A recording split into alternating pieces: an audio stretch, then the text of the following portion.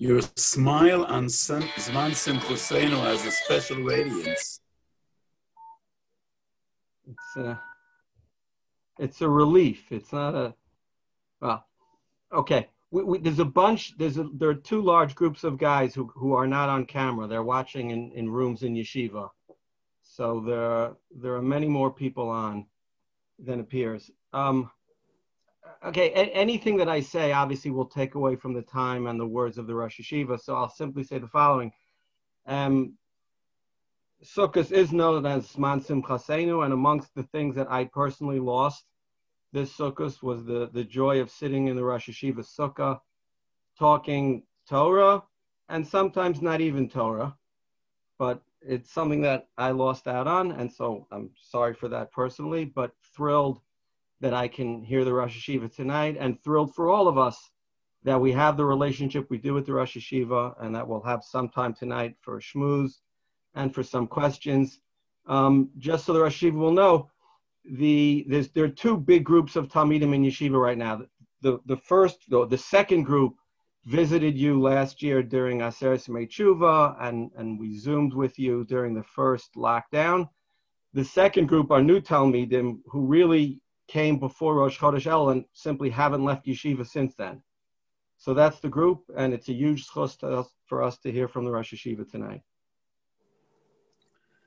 So it's always a pleasure to teach Torah to anyone, to everyone, anytime, and under any circumstances. Teaching Torah is the greatest zchus. Lately, a young man walked over to me. Is it true that the Rav paskined that if you're not a Rosh Yeshiva, you gotta be a doctor? Sounds like a strange psak. I said, I never paskined that you need to be either a Rosh Yeshiva or a doctor. But the next best profession I could think of, if you're not gonna be a Rosh Yeshiva, is to be a doctor. Yes, that goes without saying. You know, you're either healing nefoshes or you're healing bodies. But so teaching Torah is number one, even before becoming a doctor. If you could be a Rosh Yeshiva, that's number one recommendation. So it's always a zchus and a pleasure to teach and to inspire, especially this chol hamoed, which to me is a very different chol hamoed. Everything is different in the past 7 months. Nothing is normal. So usually chol hamoed, I give a few shiurim every day, and I see thousands of people, literally thousands. The biggest shiurim are the chol hamoed shiurim. And this year I'm just sitting in my Sukka. I'm not going out. I haven't been giving shiurim anywhere, but I am extremely busy. And I'm giving many shiurim on Zoom and different platforms. And I don't see many people, boss of Adam, but it may very well be that more people will be listening to my Torah this chol hamoed than ever before. So I thank you for giving me the pleasure and the opportunity. It's always a pleasure for me to see, I don't know how to call him, to see Eli, to see Rabbi Eli and his Talmidim. So it makes me happy. I don't have much time because this was very spontaneous. We didn't plan this in advance, and I had a very busy day, and I still need to write a few chuvas tonight. So I don't have much time to spend, but it is a pleasure. So let me share with you a short vort in halacha, some thoughts and feelings regarding Sukkot, and then we'll take some questions. Very famous Bach.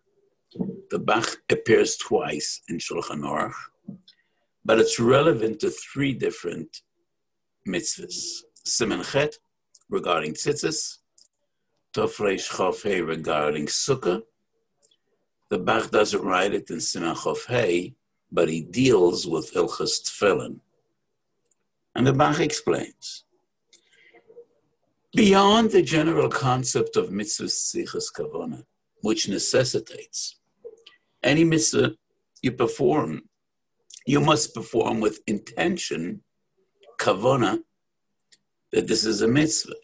The Bacher argues that there are 3 mitzvahs in which an additional kavana is required. It's not enough the awareness that you're makayim a mitzvah. You need to have additional kavana, and that is tzitzis, because the pasuk says, "Tzitzis lamantis keruva asisem es kol mitzvosai." Tefillin, because the pasuk says, "Laman tiyeh toras Hashem beficha," and Sukka, because the pasuk says, "Laman yedu dorosechem ki besukkos yeshavti es bnei Yisrael."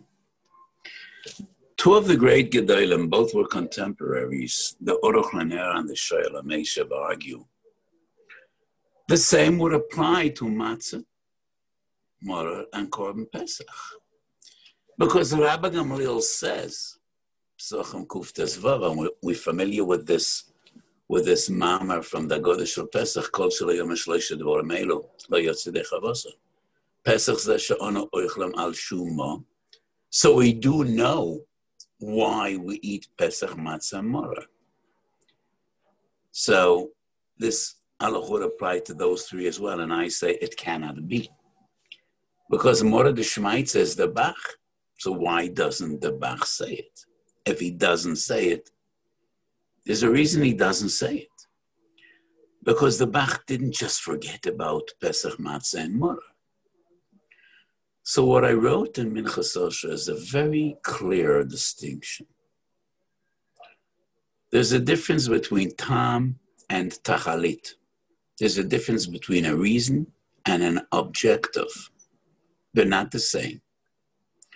We know why we are required to eat Pesach, Matzah, and Morah. That does not necessitate kavanah. It is only 3 mitzvahs in which the Torah teaches us what's the objective, what's the goal, where do these mitzvahs need to take us, and what do we need to achieve by performing these 3 mitzvahs. And that is leman yedu dorosechem. The reason I want you to sit in the Sukkah is in order that your generation should know and remember Anani Yaakov. And the same Laman Tiskeruva Asisem, and the same is Laman Tiyateres Hashem Beficha. So the Bach writes, if the Torah tells us Tamei Mitzvahs, we need to bear them in mind. What I say is the Torah of the Bach, in my words. Sometimes our definitions, our Hagdoras are clearer than our predecessors. It's not my Chiddush, but this is the way I understand it and I formulate it. It's not Tamei Mitzvahs that we need to have kavanah. No, it is only the tachlis, tachlitan shel mitzvot, velo ta'amam. It's not the reason, but the objective and the goal. So it is only these 3 mitzvahs in which the Torah says, why do I want you to wear tzitzis, to put on tefillin, to sit in the sukkah?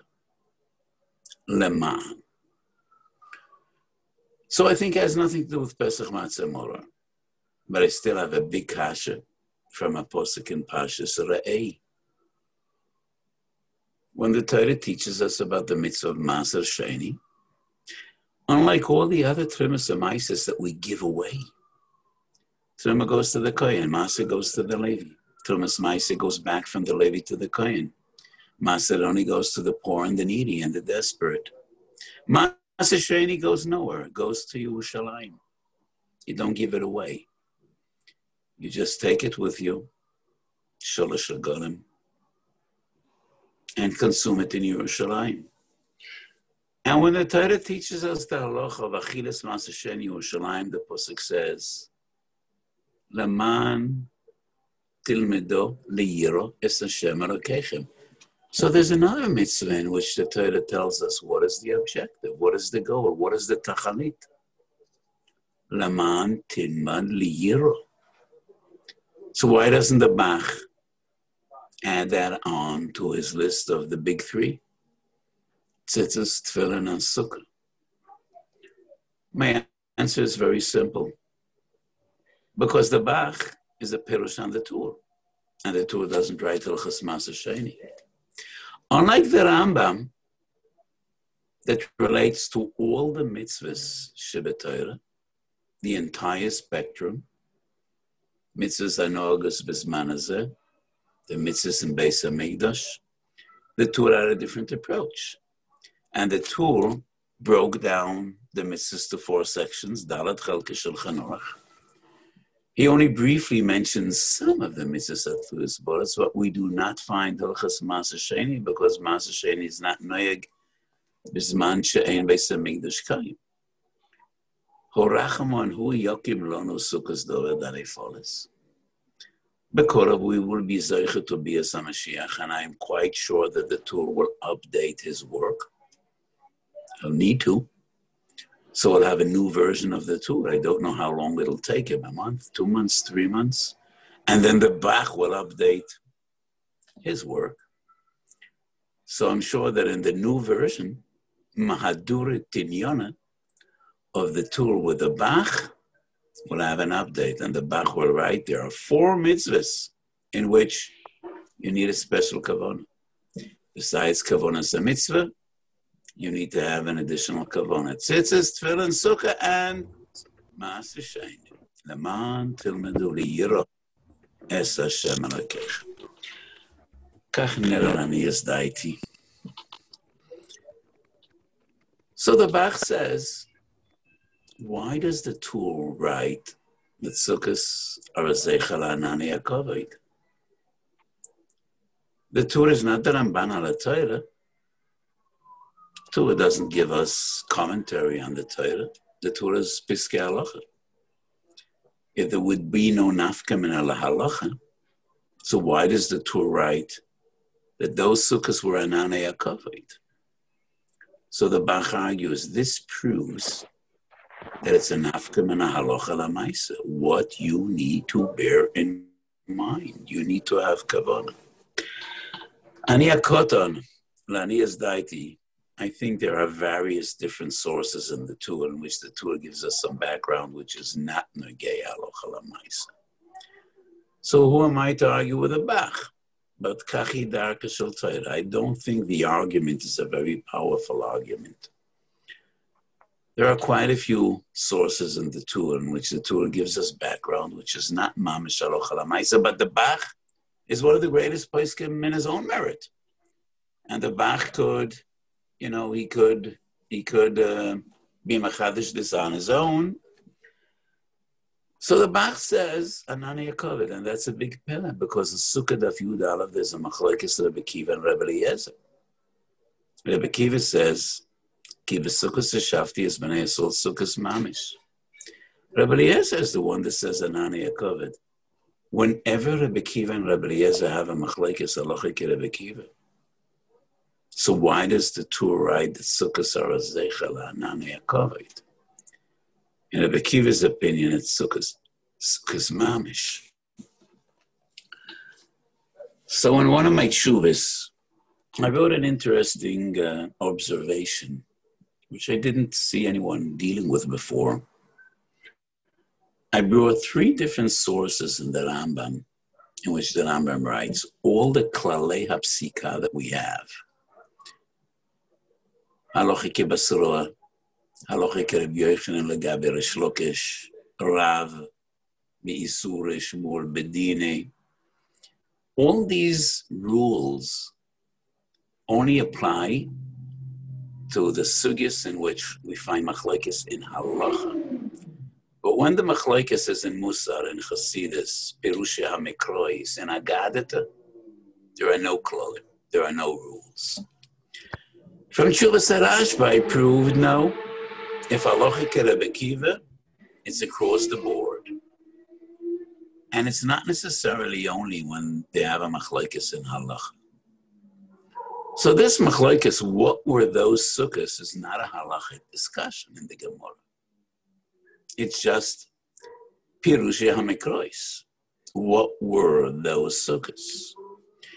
And therefore the Torah decides to accept Rebbe Eliezer's ruling. It's more reasonable. We are to remember a great miracle, and Nane covered. So what is Rabbi Akiva's point in Sukkos Mamish? So why do we need to remember those Sukkos? My feeling is this. The Machlekes Rabbi Eliezer and Rabbi Akiva goes beyond what were those Sukkos, and they touch upon the very essence of Chag HaSukkos. What is it all about? Rabbi Eliezer says it's about the Nane covered miracles. Rabbi Akiva says, it's not that he said it, it's what I say, trying to understand Rabbi Akiva. We have enough miracles to remember. Kriyas Yamsuf, Esem Makis, Mamed Har Sinai. Sukkot is not about another miracle, a Nane covered. Sukkot is different in essence. Sukkot is Zucharti lo chesed ne'urayich ahavas klolisayich. Sukkot is about remembering Rachamei Shomayim, that were with us in better times and in worse. 40 years in the desert. And those 40 years, we had tremendous fluctuations, ups and downs. Mishmei Shemaya ad umke de tohoma rabba. We had the Egel and the Meraglim and the Mesainanim. And HaKadosh Baruch Hu never let us down. We were traveling a desert. Mokai Nachash va'akrav. Tziyavit salmavet. The desert doesn't sustain life. It's the most dangerous place in the world, on the planet. It is the only topography that cannot sustain life. And all we had was Sukkos Mamish, Pselis Goyim v'Yekov. And we prevailed. That is what we need to remember. So according to Rabbi Eliezer, just like Shavuos and Pesach, it's all about miracles. What we need to remember is Nisim v'Niflois, miracles. Rabbi Akiva says Sukkot is different. Sukkot is about the greatest miracle of all. Not the supernatural, but the fact that we were 40 years in the desert without air conditioning. We didn't have buildings and monuments. All we had was Sukkot. Pselis Goyim v'Yekov. And we prevailed, and we survived. And HaKadosh Baruch Hu was with us. That is what Sukkot is about. So maybe this machlokes is not only a technicality, what were those Sukkos, but what is the essence of Chag HaSukkos? So we remember the Sukkos. We remember the Chasdei Shamayim. And Kodesh Baruch Hu remembers our devotion and our dedication.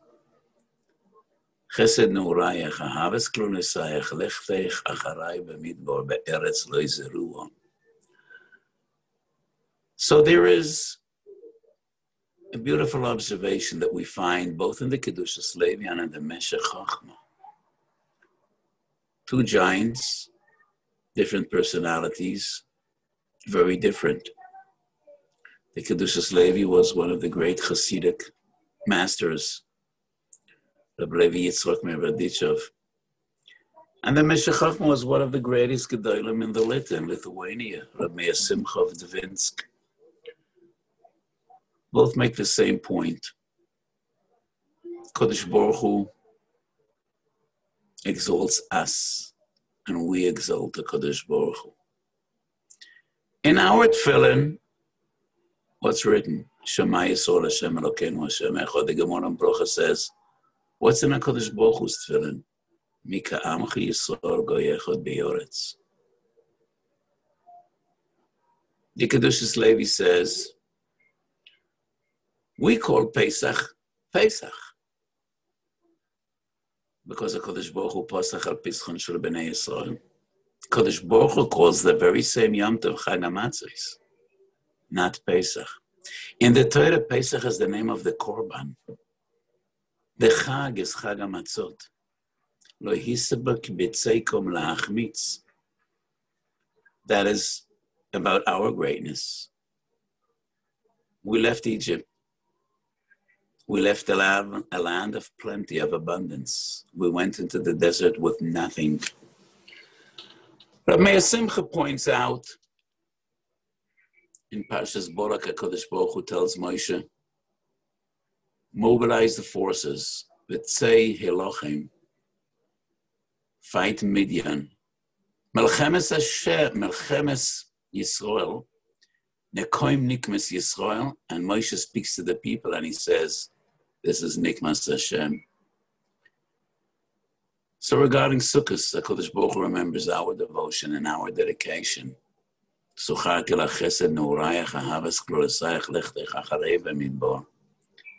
But we remember Chag HaSukkos, and according to Rabbi Kiva, it's not the Anani HaKavod, it's the Sukkos Mamish.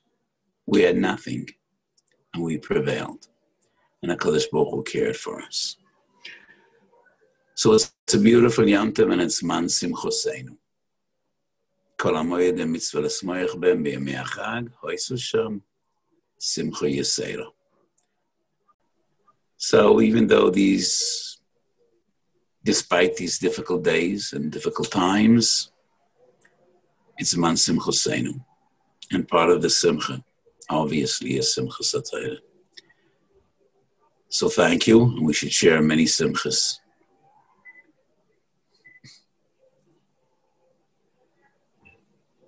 Yes. Okay. So I have questions that Talmidim sent in to me, so I'll ask them, and hopefully we'll have time for as many as we can. A lot of guys want to know, in our community, in the Dati Leumi community, there's plenty of illness, but there's no machlokas about following doctor's orders and closing shuls and social distancing and things like that. Could the Rosh Yeshiva share with us his thoughts whether there's such a thing as Torah Magenis, and therefore, so long as we learn, everything will be okay, versus, let's say, versus the other approach?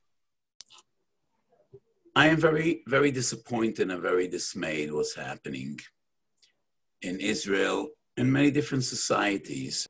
Shuvas Maharil, 700 years ago in Siman Lamed Hey, quoted in the Ramah, Kuftet Zayin Yoredeya, that in Maharil was asked regarding pandemics. So in Bava Kama Daf Samach we find, Dever Be'ir Kaneis Raglecha. Because I'll teach us, if there's a megaf, if there's an epidemic, probably everybody knows the difference between an epidemic and a pandemic. An epidemic is more localized, like we've known for thousands of years. A pandemic is when it goes global, like COVID-19. So the Gemara says, Kanes Raglecha. But we find very early sources going back 900 years that the Gedolim Paskin run away. In their days, they believed that epidemics are caused by kilkul hu avir, ha'avir me'upash. They thought there's something bad in the air. So run away, go elsewhere. And that is the way epidemics spread. Because when tragedy struck and people started dying, people went elsewhere. And that is how they spread the virus. People that were infected, many of them didn't have symptoms yet, and they ran away and they spread the virus. So we find two approaches. How are we supposed to act when an epidemic strikes? So the Meril says, at the beginning, run away. If it's already rampant, lock up. That makes sense, even though they didn't have the science. But so the Shem Le'arev. When it's just beginning, you could assume that you weren't infected, yet you're healthy, then get out. But in the midst of the epidemic, we don't want to spread the virus elsewhere, so lock yourself in. So the Maril was asked, we believe Ein Yisurim Belichet, Ein Misa Beliyavoim, and everything is Min Shamayim. So what's the point in running away? Could you run away from a Kodesh Baruch Hu? You could run, but you can't hide. So what's the point in running away? The same question was presented to the Rashbash, the son of the Tashbitz, who was a generation after the Maharil. And both deal with a philosophical dilemma. Yes, we believe in Hashgacha Pratis, but still, you got to do your hishtadlus.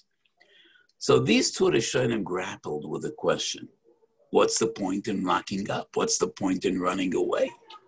We believe that everything that happens is min hashomayim. So without going into philosophy, Rabbi Kiva ben Yosef says, Perek Gimel Masechet Avos, 4 words. It's the only place I remember the Rambam being nespoil. It's not typical for the Rambam. Rabbi Kiva says, Hakol tzafui v'harishut nituna. Seemed to be a contradiction. Everything is predestined, but you bear responsibility. Hakol tzafui. Nothing will happen, nothing will ever happen without heavenly decree. But that doesn't mean that you are not responsible. Hakol tzafui v'harishut nituna. And the Rambam says, wow, this is a statement that is fitting. This needs to be said by Rebbe Kiva, the greatest Talmud.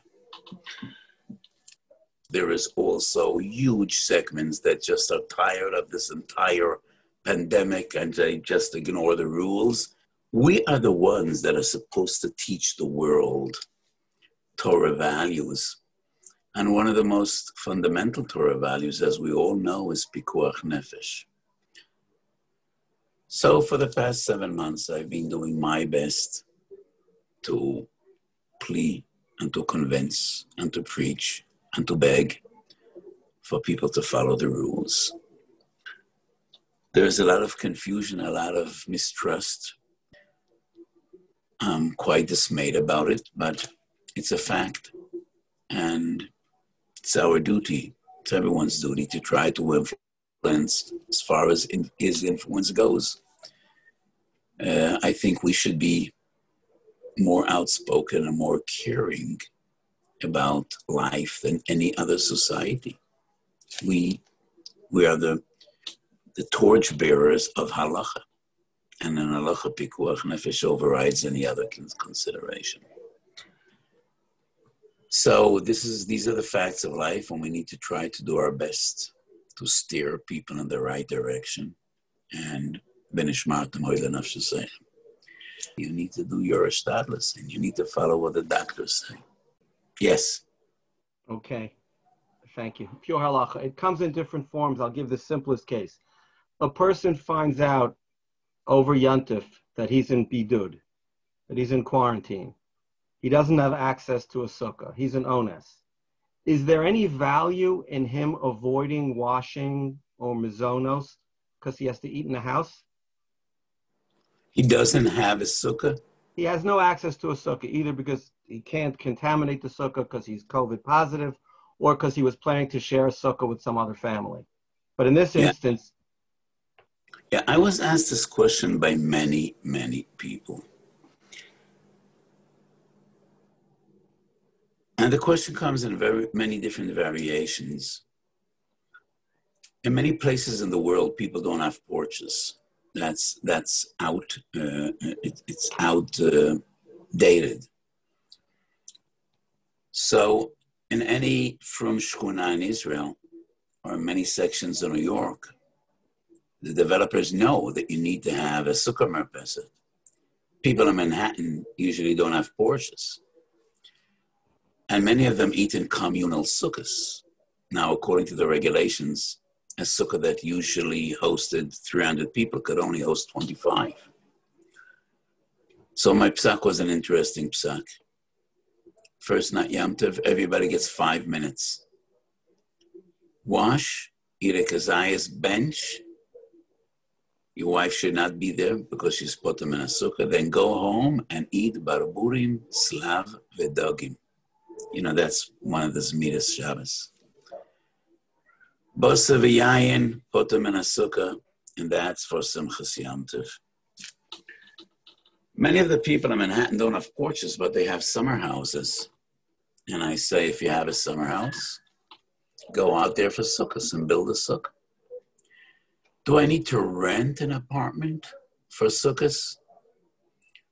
So I say, well, if you have a summer vacation in the Alps, and you could afford $10,000 to have a week in the Alps in the summer, or a ski vacation in Utah in the middle of the winter, then yeah, then you need to rent a house for Sukkot.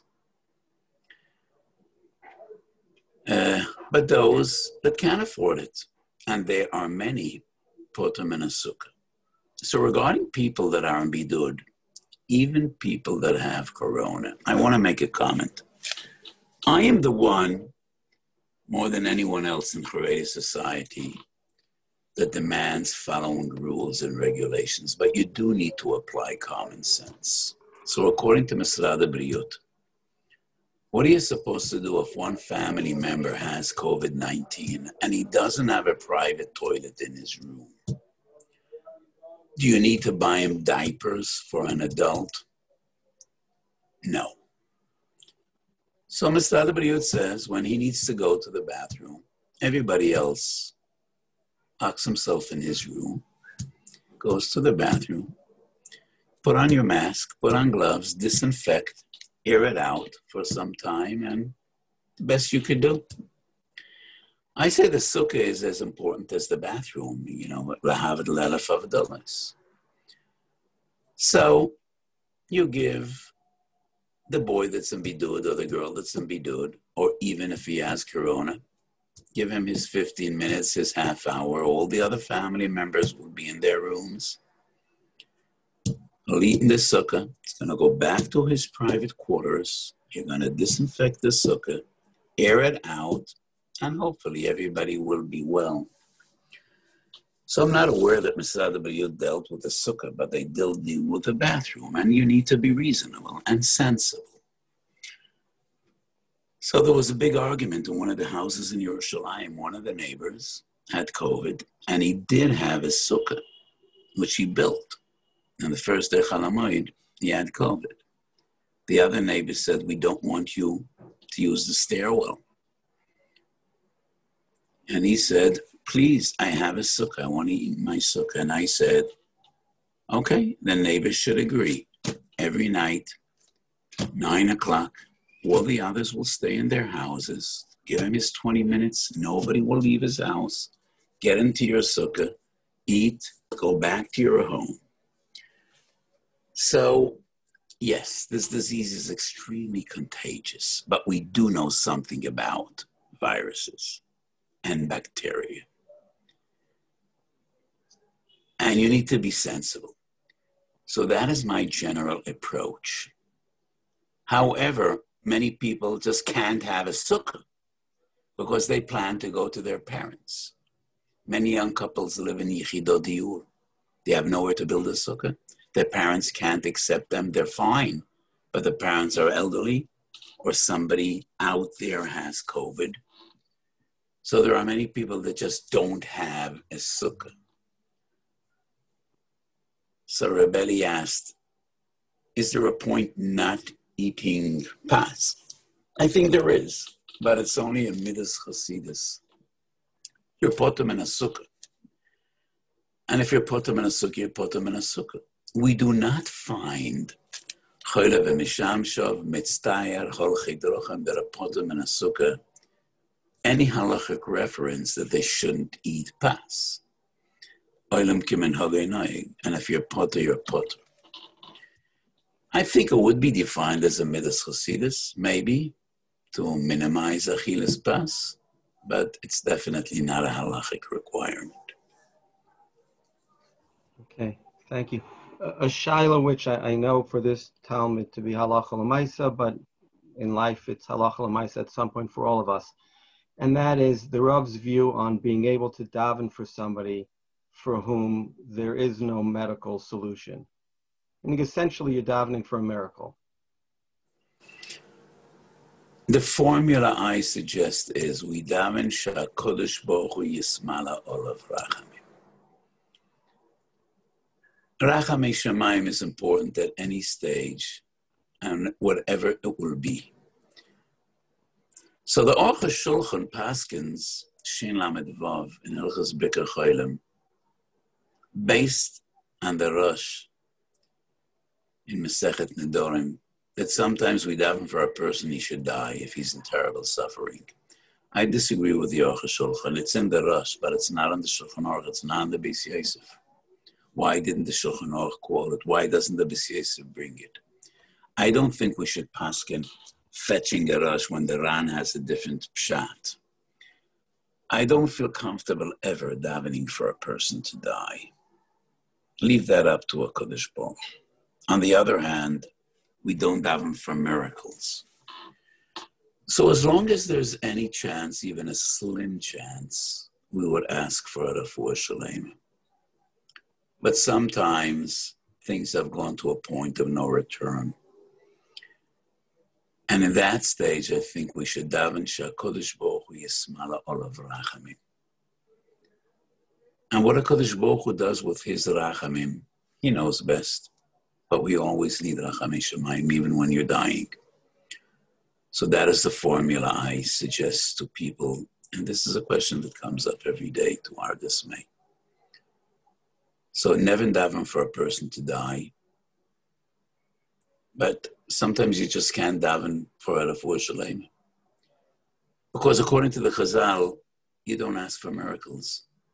And you also will not have proper kavanah. I think it's a mistake to daven just saying words when you know that it's not going to happen. And therefore the formula that I suggest is she'HaKadosh Baruch Hu yisma'el olev rachamim v'yirachamehu.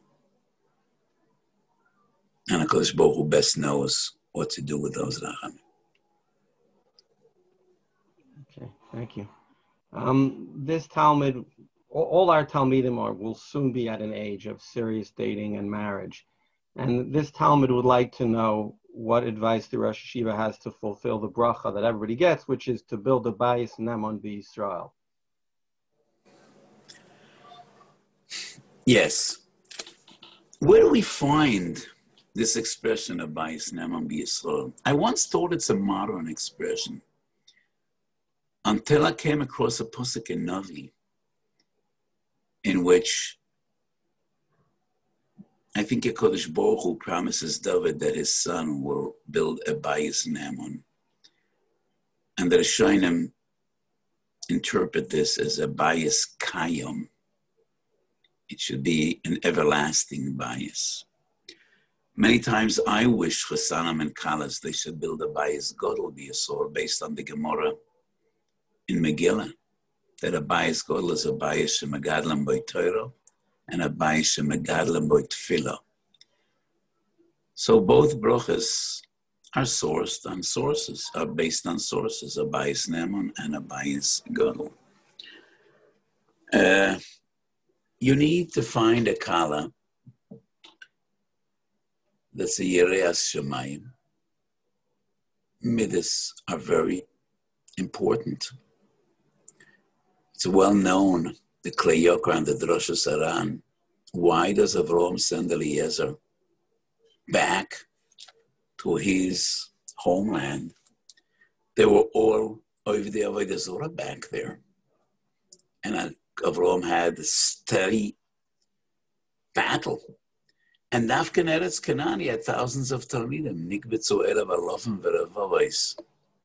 Both the Ran and the Klei Yokar say that what was most important to Avraham Avinu is to find a girl that has midas tayus. So what could I say?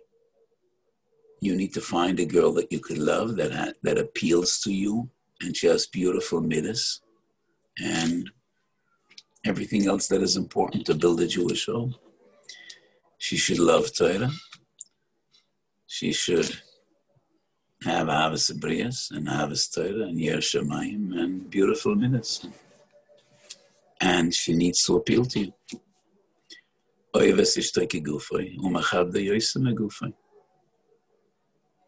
So in this area, my brachas are probably better than my eitzes. And they should all find Walden for colors. Okay. A Talmud asks as follows. He hears people saying all the time now that they can't wait for life to go back to the way it was before the pandemic. He's bothered by, was life so great before the pandemic? What exactly, would do we really want life to be like afterwards? Can the Rosh Yeshiva talk about that topic? I think the first wave brought out the best of us, the best in us. The second wave is bringing out the worst in us, and that I'm very disturbed by that. I remember the atmosphere at Pesach time. We all locked down, and I think we all became more sensitive and more compassionate and more listening. To my dismay, it's not the same this time around, at least b'machoyzosenu. It's only natural that people want to come back to normalcy. This is not a normal mode. If kids don't go to school, that's not normal. Kids need to go to school and boys need to be in yeshivas. I mean, what this pandemic did to the Torah world is tragic.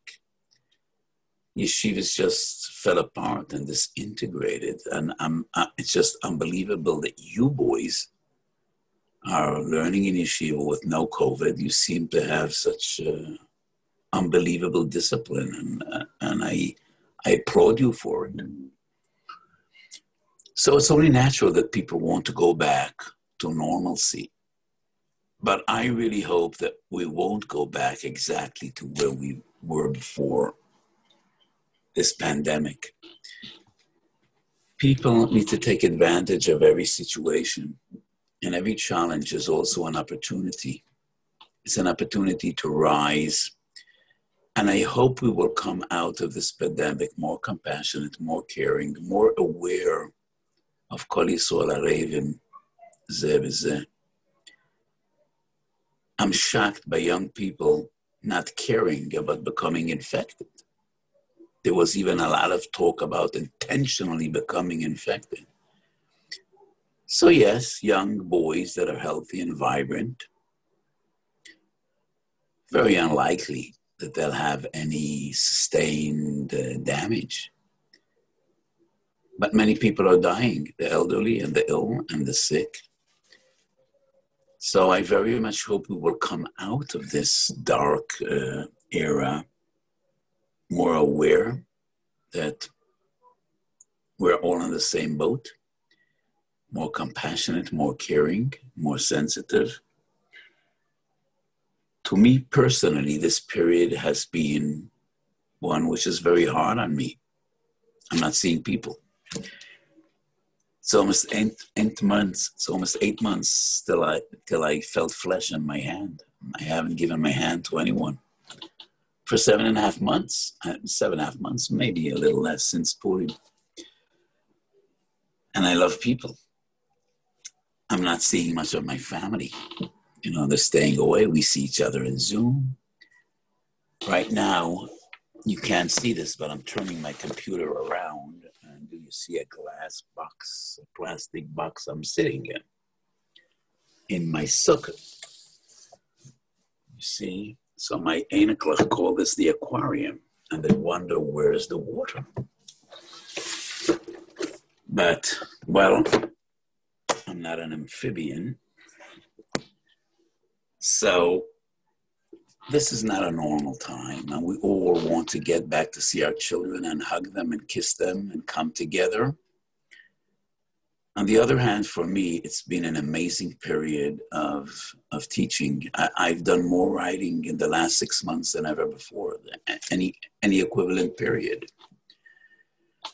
Right after Yom Tov, we're going to put the finishing touches on a Sefer Minchas Osher and Corona that will have more than 500 pages.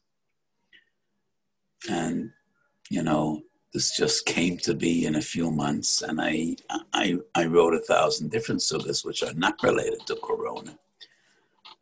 So as I said, it's a challenge, and you need to take advantage of every nisoyan and every period of difficulty. So I do hope we won't come back to where we were before this pandemic. I hope it will be better, wiser. Let's just hope. One of my personal hopes, I don't think I'll go back to dancing at 5 chasanas and bar mitzvahs and moadim every night. So on one hand, I like to make people happy, but I think it's been months since I went to any simchas. So I do intend to go to some simchas, but I don't intend to go back to the previous norm. Can I keep going? Yeah, one more or two more. Okay, two more. One halachic and one more hashkafic. So here's the question. Sometimes poskim will say, whatever you do, you'll be fine. David kamar Ovid, David kamar Ovid. In terms of kedima bebrachos, we find this. That seems to be against the Russian Sanhedrin that says, "V'heicha shenechlaku shnei gidolim bipsak halacha." I'll read it for other people, not for the Rosh Yeshiva. Lo yomar hadayan efso kamisha ertzeh v'im asa kain zehu din sheker. Ela im chacham gadolhu gamir v'savir v'yodea lahachriya kedivrei ha'echad b'rayos buros u'nechochos harishus biyado. Which approach is the approach of the Rosh Yeshiva? Which approach, are there different areas of halacha, dinim amonos, other areas, or is that two different approaches to halacha? I don't think it's different areas of halacha. I don't even think it's two different approaches. I think it's different situations, different scenarios. What the Rosh means to say is, you can't just have an easy way out.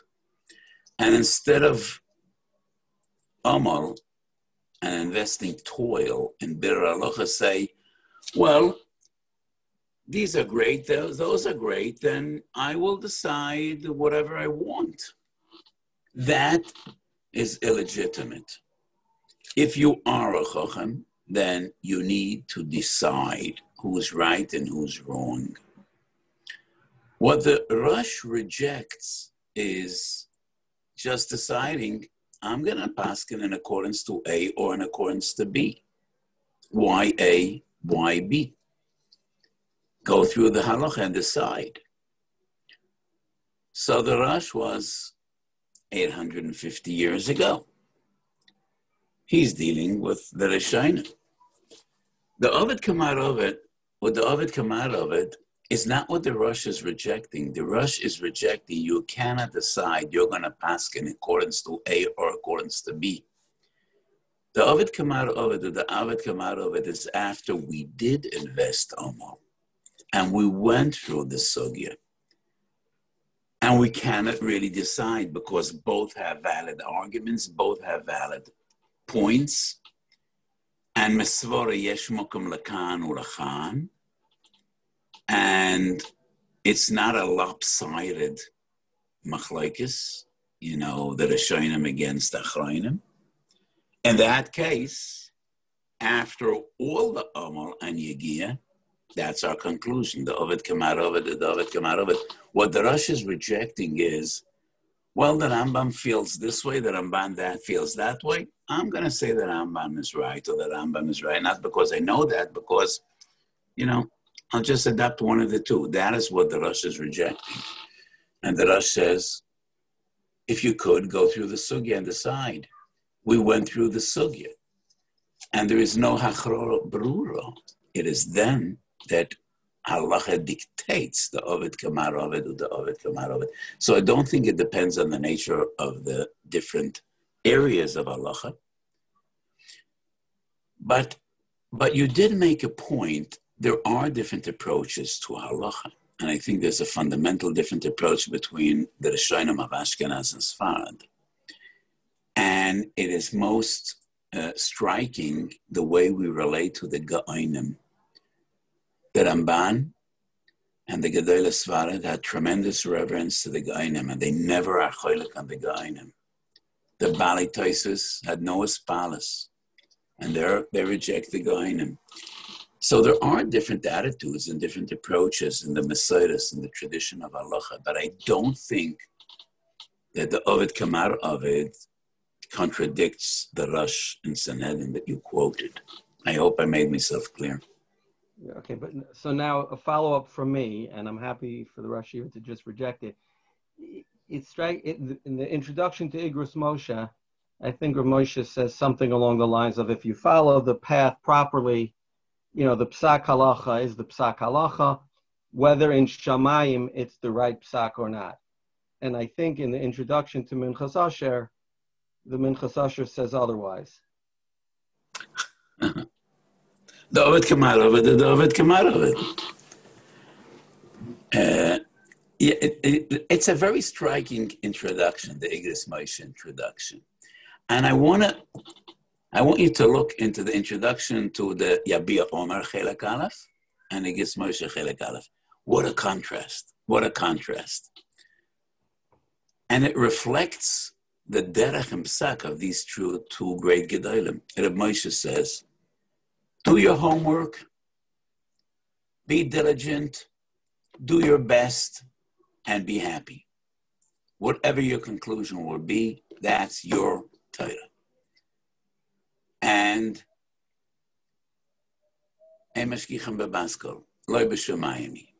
and that reflects Rav Moshe's derech. You know, Rav Moshe disregards 500 years of Torah Shabbat. He almost disregards Achreinim.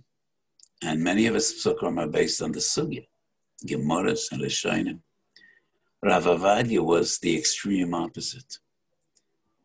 And in his introduction to the first volume of Yom, and he speaks about you cannot paskin unless you went through all the Achreinim, and you need to know what everybody says.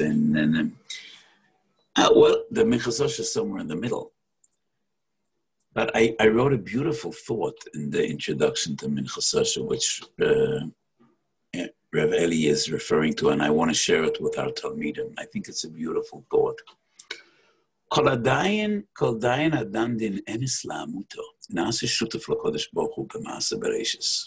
asked, what does emes la'amito mean? Is there partial truth? Either it's true or it ain't true. What is emes la'amito? So the Torah and the Bach deal with this question in the beginning of Hashem Mishpat. And they say it needs to be emes in Torah, and it needs to be emes factually. So a dayan needs to understand the ways of the world. He needs to understand people. He needs to understand the subject matter. That's the Torah and the Bach. I have a different feeling. Based on the story of Tanur Shelachanoi in Bava Metzia, Daf Nun Tes. There was a baskal coming out of the heavens, and Rabbi Yeshua says, which means, Yesh emet elukit, godly truth. But that is not Torah truth. It's not the derech hapsak. Kvar nikna Torah mesinai, achrei rabim lehatis. We can never know whether our truth and our halacha conclusions coincide with the heavenly truth. If they do, then we're lucky, because that's the ultimate truth. That is the emes la'amito. If we are zeicha that our conclusions, which is the truth of Torah, does coincide with the emes ha'emet elokit up there. Who knows? Maybe once in a lifetime. Maybe never. Maybe every day. We can never know. And why is he nasa shutav l'kodesh baruch hu b'masa bereishis? Because the Medrash Shab and Parshas Bereishis, Chazal teach us HaKadosh Baruch Hu was tackle b'Torah v'bora alma. The Degel Machar Ephraim says, La'achar shenitne Torah liYisrael, it is our learning that is mechadish the Bria. So when HaKadosh Baruch Hu created the world, there was only one emes, because nobody learned Torah. humankind was not created yet. So the Torah, Brias U'Olam, and the creation was with Ha'emet Elokit. Kol dayan adan den emes le'amita. If his truth coincides with the heavenly truth, it is ke'ilu nasa shutaf lakodesh baruch hu b'masa bereshis. So that was my thought that Eddie was referring to. Yes, so it is our duty just to learn, daven, hope that and maybe sometimes we're a machaven emes lamito.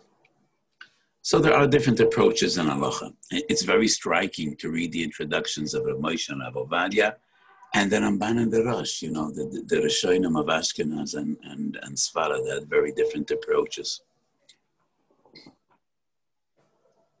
I don't know whether we ever spoke about the Marshal and Perek Merubah. Did I ever share this with the Talmidim? No. The Marshal describes the greatness of Balei HaTosfos. And he writes such an interesting passage that the Marshal writes. The Marshal was an Ashkenazi zealot. He was a big chassid of Gedolei Ashkenaz. Who else would dare to write that Rabbeinu Tam was much greater than the Rambam? Nobody would dare to write that besides the Marshal. They were both 400 years older than him. And he says, I know them. Rabbeinu Tam was much greater than the Rambam. How can he say that? But anyway, the Marshal describes Balei HaTosfos. Also was kol hashas kekadur v'gilgeluhu mamokim lamokim. They turned the shas into a ball, and they just rolled it from one end of shas to the other. What does the Marshal mean? We have tshuvas of Goinim. We know nothing about their derech halimut. It is Tosfos that came out with an assumption that the shas needs to be consistent. That was a revolutionary approach. Who says shas needs to be consistent? Maybe it's just a compilation. Different gedolim, different opinions. The same Tana sometimes said this, other times said that. We don't know whether this assumption was shared by the Goinim. We first find this approach in Balei HaTosfos. Also, as kol hashas kikadur v'gilgeluha mamokim lamokim, they had 1,000 steers. As 1,000 steers bred 10,000 terutzim. That's 10,000 halachas. And that is how halacha was born and developed. That was the greatness of Balei and Tosfos, and all the others followed in their footsteps. So that's a description of the Marshal. So why did I mention this Marshal? What was I discussing, Gary? We're talking about the derech psak halacha. Yeah. So the Balei HaTosfos questioned everything. They didn't accept the Piskei Gaonim Kamoshem. The Ramban did. That's a tradition of Gedolei Sfarad. Tosfos many times quotes Goinim and rejects Goinim. Tosfos, they didn't accept anything as a given besides Shas. Did you ever see the Kuntras I wrote named Al Rishonim Val Achreinim? No.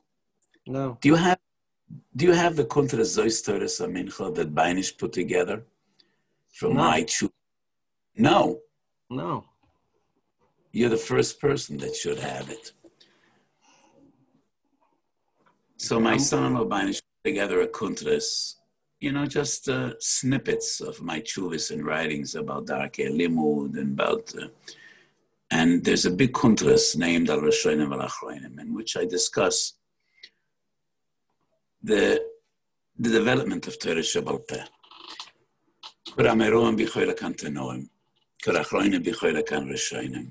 How do we relate to the Vilna Gaon?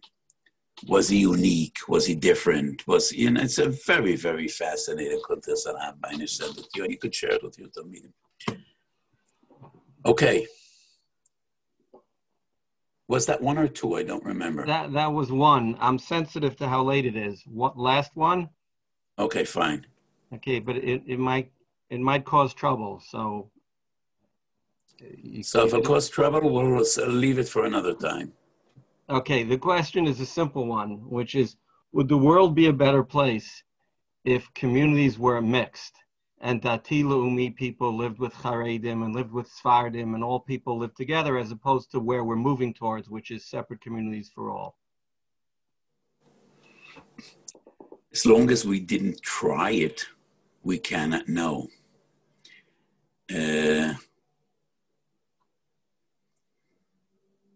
We have so much good things to learn from one another, but I'm not sure that that will be the result. Maybe the result will be the opposite. I don't know. So, because I don't need to pass on this question halacha l'maaseh, nobody really presented it to me in a fashion that it's halacha l'maaseh. So let's leave the remainder of the discussion for another opportunity, okay? Okay, so long as there's another opportunity. There will be, Bezrat Hashem. But, you know, a wise man once said, and usually when I use this expression, I mean, you know, my late father used to say, I want to talk to a smart person, I need to talk to myself. That was something my father used to say many times. So when I quote a wise person, I mean someone's very specific. A wise person once said, who is the perfect Jew? You should have a Litvische cup and a Hasidische hearts. The integrity of a Yeker, the innocence or the tamimus of a Hungarian Jew, the Kvod Torah of a Svardi, and the love of Eretz Yisrael of a Dati Leumi. That would be a perfect Jew. If we could put that all together, all into one, that would be beautiful. Would that be the result of living in mixed communities? Maybe. Maybe not. It might drive us further apart. I don't know. But for weeks, we've had a background minyan where I live. And in one of my shiurim publicly, I said, we have a beautiful kehillah, the kehillah of Kagan Shmone. One Hasidic family, one family of Eitznikim, Peleg Yerushalmi, 3 Sfardim, 2 Dati Leumi. It's a beautiful kehillah. I got an angry letter from someone. How could I write that that's a beautiful kehillah? Didn't even respond to that letter. But it is a beautiful kehillah. They're all wonderful people. And it's a wonderful minyan. So this is the reality we live in. Have a beautiful Yom Tov, all of you. Zman Simchoseinu. We should share B'Seides Taivas. We should share many hours, wonderful hours of Torah. And Eli, my dear friend, you should inspire and teach. We should all be zeicher together. L'Hagdil Torah ולהאדירה. Horacham ani yokim lono Sukkas David ani folas. B'Seides Taivas. Good Yom Tov. Amen. Thanks so much. Good Yom Tov. Good Yom Tov.